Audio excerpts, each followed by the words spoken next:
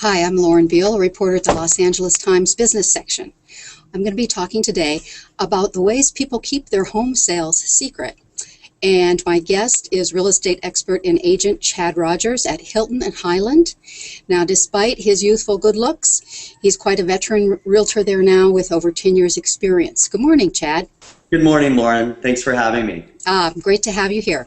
So I did a lot of reporting on the different ways people try to maintain some privacy in their home sales. And one of the big ways seems to be the use of a pocket listing. Have you noticed that among your celebrity and wealthy clients that they would prefer to keep details out of the online community and the MLS? Well, when I hear pocket listing, I think a few different things. I think unmotivated seller. Because when a seller is motivated, they're going to want to expose it as much as they can. So I don't think that it's necessarily because it's a celebrity or high-profile person. I feel that they just haven't realized that they want to sell at fair market value.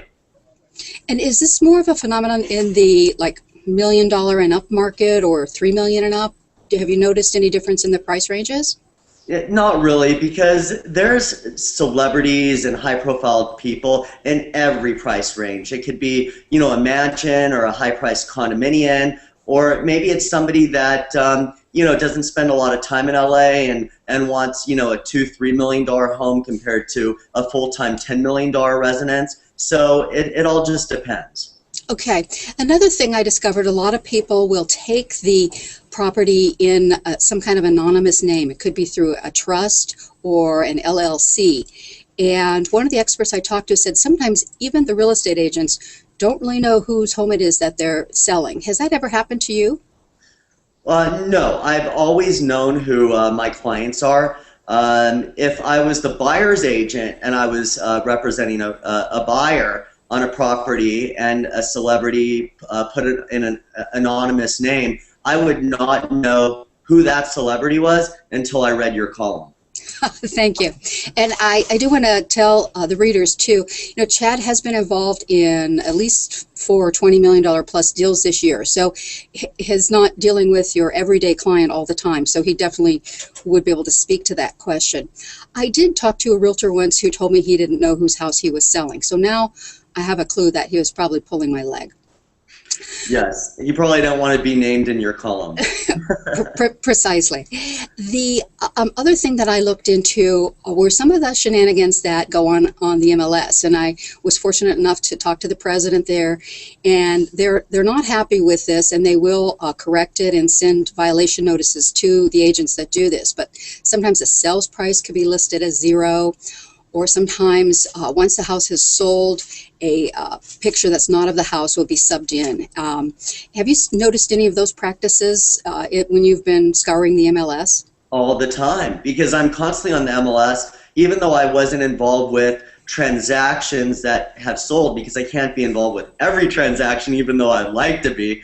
But when I search the MLS to gain information, just like you, I see the same thing. The MLS goes in at zero. What really, it gets me is when the property gets withdrawn from the MLS before it actually sells.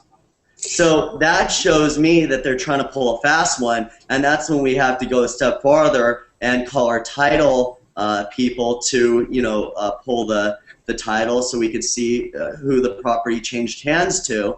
And right when we see that it changed to an LLC and has an attorney or a business manager on it, normally we could link a property up to a specific high-pro person based on who the business manager is or the attorney is, because they generally have a handful of clients, and we all kind of know which each one of those people represent.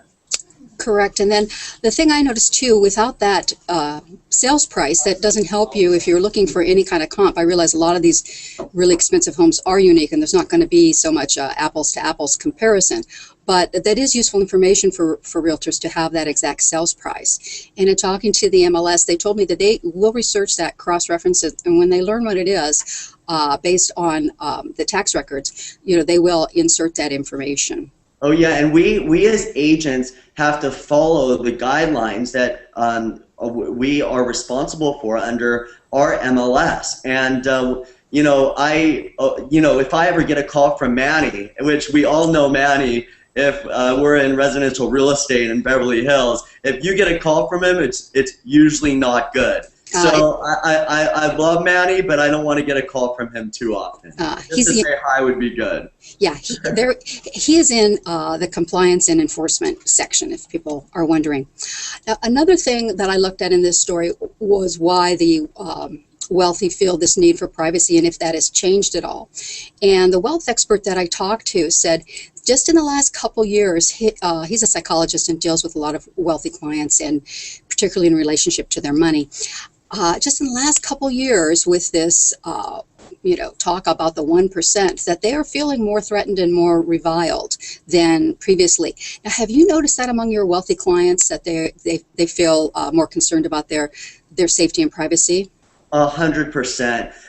Nowadays, with the internet and so many different ways to access information, a lot of these people don't want to be known, especially in the times that we're in right now. Granted, the real estate market is picking up, but there's still a lot of people out there that are hurting, and they don't want people to know their business for whatever reason. And I can understand that, and I respect it, but more so than ever because of how easy it is to get information. And that really echoes what the MLS told me, that while they sympathize with the agents, wanting to keep things private for their clients, in fact, it essentially is public information. So it's kind of two heads butting on that issue. Well, thank you so much for your time this morning, Chad. It's always a pleasure to see you, and good luck out there in the real estate community. Thank you very much, Lauren, and now I'm going to get my coffee.